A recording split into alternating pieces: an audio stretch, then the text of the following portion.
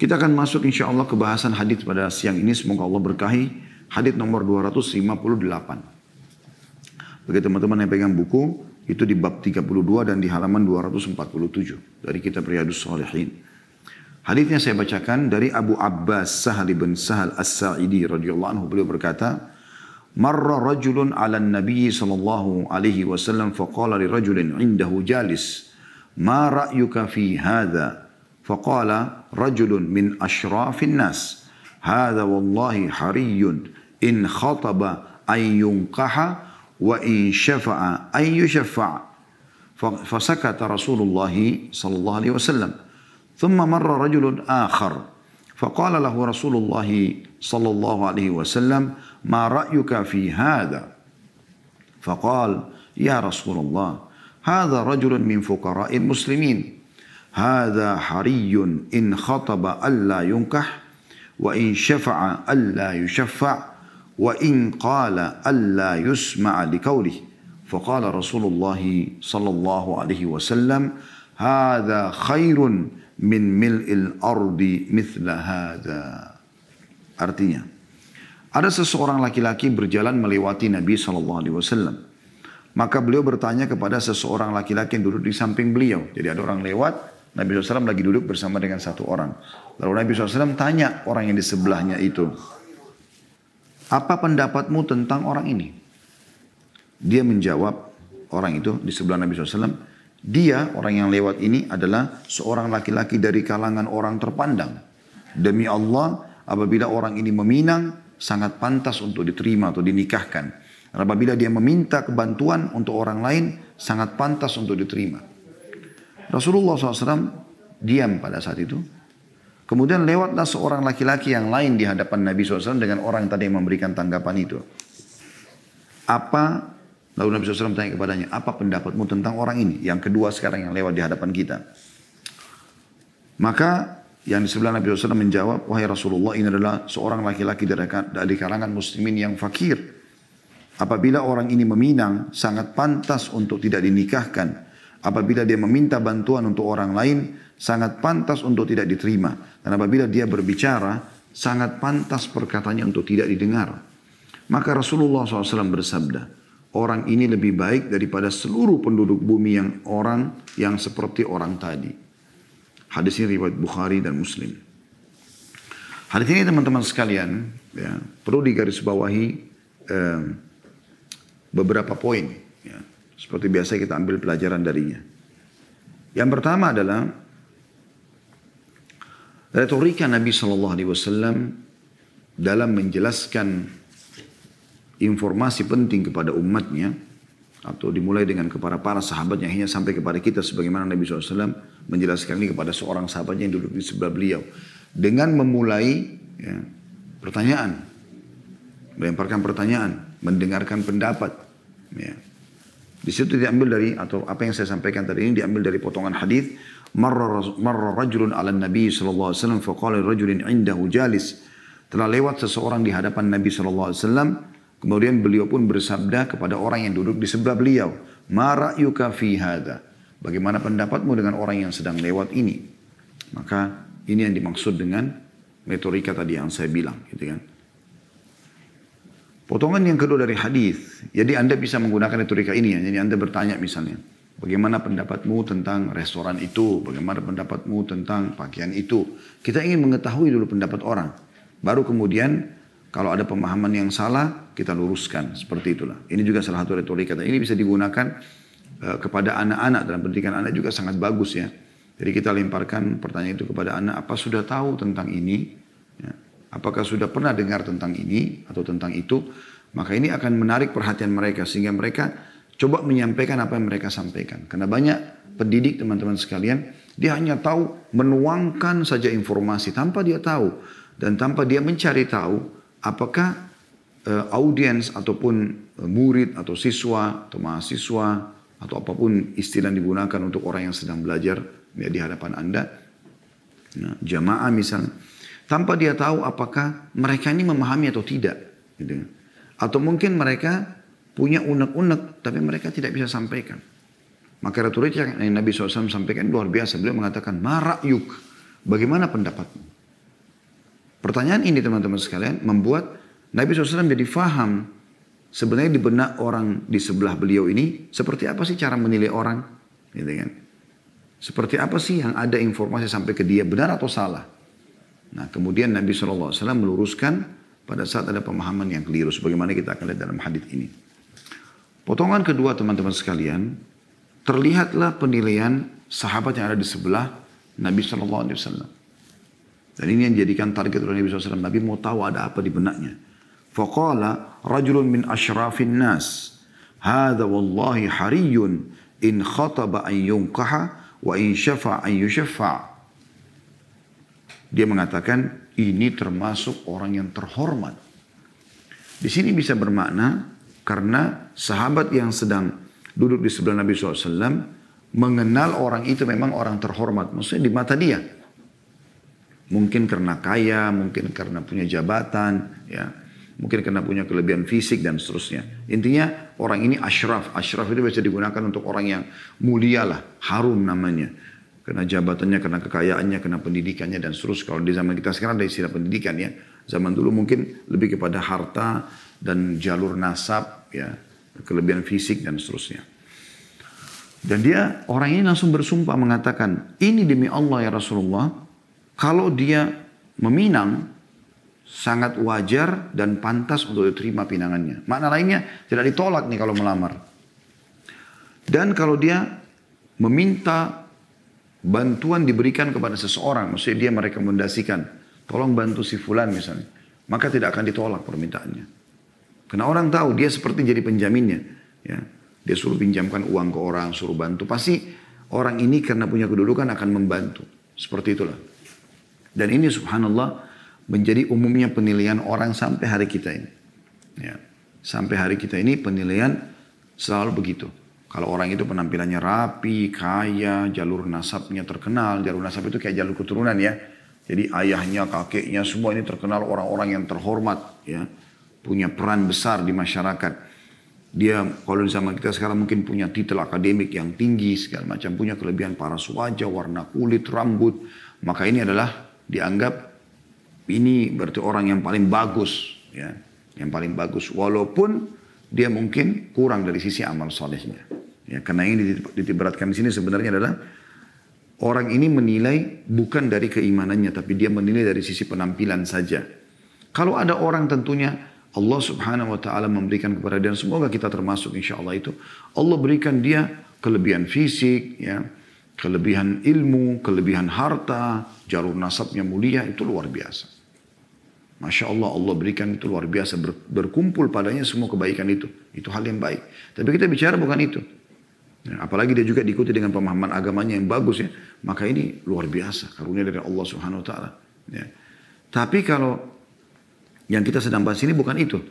Penilaian sahabat ini, dia nggak lihat lagi keimanannya. Intinya, bajunya bagus, orangnya kaya, jalur nasabnya bagus, terhormat. Dia punya jabatan, udah berarti orang ini bagus. Jadi ini sudah cukup jadi penilaian di mata saya. Seakan-akan sahabat yang sebelah Nabi SAW berkata begitu. Ini sudah sangat luar biasa. Sampai kalau dia nikah, dia melamar nggak akan ditolak. Kalau dia memberikan rekomendasi, tidak akan ditolak. Ini pelajaran kedua. Pelajaran ketiga, bagaimana Nabi SAW diam sejenak. Di sini dikatakan, fasakata Rasulullah SAW. Maka Nabi SAW diam sejenak. Ini juga ada dalam retorika mengajar ya. Bagaimana kita memberikan kesempatan audiens kita, umat kita, jemaah kita, murid kita, siswa, mahasiswa, apalah istilah yang digunakan. Itu untuk berpikir sejenak. Dari jawaban yang dia sampaikan, kalau kita sedang menunggu jawaban kemudian dia sampaikan dan kita diam sejenak. Sebenarnya di sini bukan kita diam karena menerima itu. Tetapi di sini yang Nabi SAW lakukan adalah memberikan kesempatan apa pada audiens atau orang yang sedang di sebelah beliau tadi SAW untuk berpikir sejenak apa yang dia ucapkan itu. Diamnya Nabi SAW di sini ya, terbukti bukan karena Nabi SAW menerima apa yang sedang dia sampaikan itu. Tapi Nabi SAW memberikan dia kesempatan berpikir. Karena setelahnya ada potongan dikatakan, ثُمَّ مَرَّ رَجُلٌ آخَرُ. Kemudian lewatlah laki-laki yang lain atau seseorang yang lain. di hadapan Nabi SAW dan hadapan orang tersebut. Faqala lahu Rasulullah SAW, maka Nabi SAW bertanya lagi pada orang ini. Gitu kan? Ma ra'yuka fi hadha? Kalau yang ini gimana pendapatmu? Nah, pertanyaan Nabi SAW di sini berarti menandakan memang beliau bukan menerima apa yang disampaikan oleh sahabat tadi yang disebut beliau. Bahwasanya, oh kamu benar tuh penilaiannya. Bukan itu. Justru Nabi SAW ingin meluruskannya. Ya, ingin meluruskannya. Terbukti ada orang lain lewat, Nabi masih tanya. Kalau yang ini bagaimana pendapatmu? Dan ternyata terungkap lagi saudaraku seiman. Ini masih berlanjut di poin yang ketiga ya. Yang kita bisa ambil pelajaran darinya.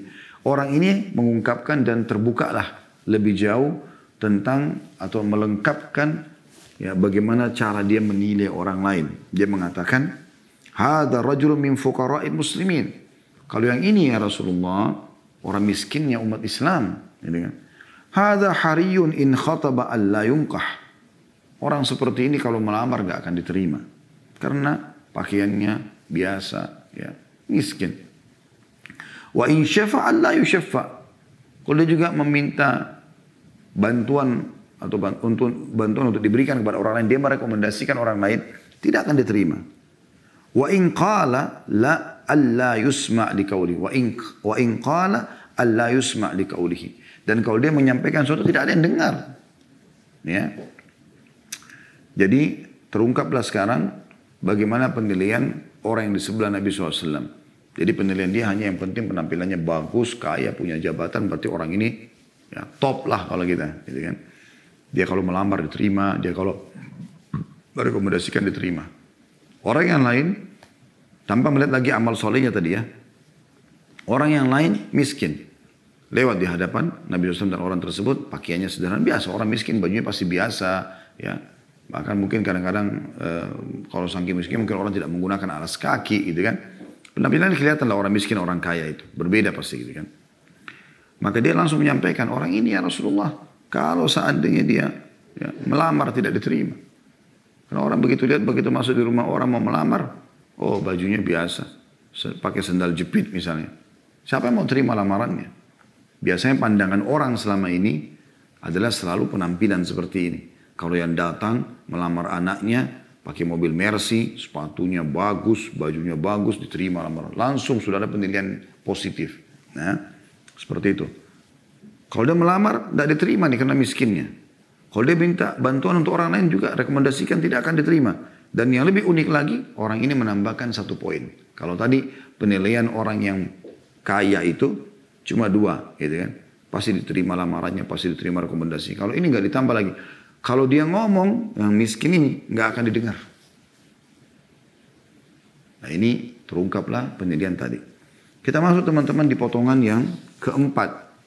Dan penutupan dari hadis adalah, inilah yang Nabi SAW ingin titik beratkan. Dan ini inti daripada seluruh hadis ini. Kata Nabi SAW setelah sahabat itu ya, menyampaikan semua cara dia menilai orang lain. Kata Nabi SAW, Hada khairun min mil'il ardi mithla hadha. Ini yang sekarang yang kau nilai miskin ini lebih baik daripada sepenuh bumi ya, yang seperti tadi yang lewat itu. Jadi ini luar biasa di sini ya.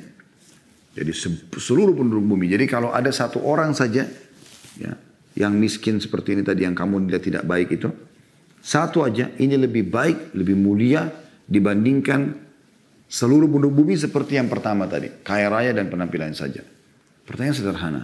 Sebenarnya apakah di sini yang dimaksud adalah perbedaan orang miskin lebih baik daripada orang kaya? Bukan itu. Kata para ulama. Ya. Yang dimaksud adalah di sini karena yang miskin ini saleh. Sementara orang yang kaya tadi ya, bukan seperti orang miskin tadi. Jadi bukan orang saleh. Orang hanya berpenampilan rapi saja, tapi ibadahnya kurang. Sementara orang miskin tadi ibadahnya sangat luar biasa. Ya. Ini perlu dititik beratkan. Karena kalau orang baca secara letter-let hadits ini, ya, tanpa memahami apa yang disampaikan oleh para ulama tentang apa yang telah kami sampaikan tadi. Maksudnya penilaiannya adalah dari imannya. Ya. Bukan hanya karena miskin kayanya. Gitu. Karena kalau ada orang kaya, bertemu antara orang kaya dengan saleh, maka itu puncak daripada kebaikan. Sebagaimana Nabi SAW mengatakan dalam sebuah hadis yang sahih, manusia ada 4 golongan. Yang paling baik di antara mereka adalah orang yang Allah karuniai ilmu dan harta. Kaya raya dan pinter. Gitu. Secara ilmu agama ya. Jadi dia di sini orang terbaik. Oleh karena itu di sini bukan cuma kaya miskinnya. Tetapi karena yang pertama tadi orang yang kaya itu, dia dianggap teman-teman sekalian adalah orang yang jauh dari agama itu masih kurang dari sisi ibadahnya. Nah, kalau ada orang miskin jauh dari agama, maka tetap buruk dia. Gitu kan? Jadi maksudnya adalah orang miskin yang dekat dengan Allah Subhanahu wa taala, yang ibadahnya bagus. Beranjak daripada hadis Bukhari Muslim juga yang lain, innallaha la yanzuru ila suwarikum wala ajsamikum. Allah enggak menilai dari fisik dan ya jasad, paras wajah dan fisik kalian, atau Allah tidak menilai paras wajah dan postur tubuh kalian. Walakin yanzuru ila qulubikum wa amalikum. Tapi Allah menilai hati dan amal kalian. Nah, jadi saya ulangi kembali, poin yang ingin disampaikan oleh Nabi SAW adalah kalau ada orang miskin, saleh, ya, dekat dengan Allah Subhanahu Wa Taala, menjaga hudud atau peraturan-peraturan Allah, mana halal dia nikmati, yang diperintahkan dikerjakan, yang haram dan syubhat dijauhi sama dia, dipertemukan dengan orang kaya, punya jabatan, punya kelebihan fisik, tapi tidak menjaga hukum-hukum Allah, maka ini lebih afdal. Walaupun dia cuma satu dan ini seluruh bumi seperti ini. Ya. Ini yang dimaksud ya. Tapi saya ulangi lagi, kalau dipertemukan antara orang kaya yang saleh dengan orang miskin yang saleh, mana yang lebih afdal? Dua-dua tingkatannya bagus ibadahnya. Maka orang kaya yang saleh. Karena orang kaya yang saleh, dia bisa melaksanakan lebih banyak ibadah daripada orang miskin yang saleh. Contoh misal, ada sebuah hadis Bukhari yang lain, kata Nabi SAW, atau telah datang, dalam riwayatnya dikatakan telah datang kepada Nabi SAW, sahabat-sahabat yang miskin. Lalu mereka berkata, ya Rasulullah. Jadi orang-orang miskin datang kepada Nabi SAW, berkata, ya Rasulullah, sahabat-sahabat kami yang kaya, gitu kan, mereka melebihi kami dari sisi amal. Maksudnya, mereka sholat sebagaimana kami sholat, mereka puasa sebagaimana kami puasa, semua ibadah dikerjakan. Tapi mereka punya kelebihan, mereka berinfak dengan harta mereka yang kami tidak bisa. Ajarkan kami amalan, kalau kami kerjakan kami bisa minimal mengimbangi pahala mereka. Nabi SAW bilang, bacalah habis sholat subhanallah 33, alhamdulillah 33, Allah Akbar 33. Sahabat yang miskin pulang nih amalin. Gitu kan. Setelah itu, ya, datang lagi mereka lalu mengatakan, ya Rasulullah, sahabat-sahabat yang kaya ini mendengarkan hadits Anda dan mereka mengamalkan juga. Maksudnya seakan-akan mereka minta lagi amalan apa lagi nih, supaya kami bisa imbangi harta yang mereka miliki, yang mereka sedekahkan di jalan Allah. Maka kata Nabi SAW, dzalika fadlullah yu'tihi may yasha. Itu karunia Allah yang Allah berikan kepada siapa yang dia kehendaki. Dan juga Allah SWT mengatakan, a'udzubillahi minasyaitonirrajim, innallaha ashtara minal mu'minina amwalam, minallaha ashtara min anfusihim wa amwalam bi anna lahumul jannah. Ya. Innallaha ashtara, sesungguhnya Allah membeli minal mu'minin, dari orang-orang beriman, anfusahum, jiwa mereka, wa amwalahum, dan harta mereka, bi anna lahumul jannah, dengan diberikan surga. Ya. Jadi dengan harta kita bisa membeli surga di sini, dalam tanda kutip ya. Kita berinfak, bersedekah segala macam. Anda kalau sholat di masjid dapat pahala, ya kan? Dengan segala macam keutamaan. Tentu saya tidak ulangi lagi tentang masalah keutamaan, itu ada bahasan sendiri. Tapi orang kalau sholat di masjid dia dapat pahala. Imam memanen pahala makmum. Muadzin ya, panen pahala seluruhnya, imam dan makmum, gitu kan? Nah, dia memanggil hayya 'alas shalah, hayya 'alal falah, ayo mengerjakan salat, ayo menuju kepada kemenangan, seperti itulah. Nah, tetapi ada orang mungkin tidak hadir di masjid itu, mungkin sudah meninggal. Tidak hadir dalam kata mungkin dia sudah pindah tempat atau dia hanya ikut menyumbang dulunya gitu kan. Tapi dia panen pahala semua orang yang sholat di situ. Kenapa? Karena dia yang membangun masjidnya. Dia memanen pahala lebih besar dengan hartanya gitu kan. Jadi ketemu antara orang saleh yang kaya, hartanya juga benar.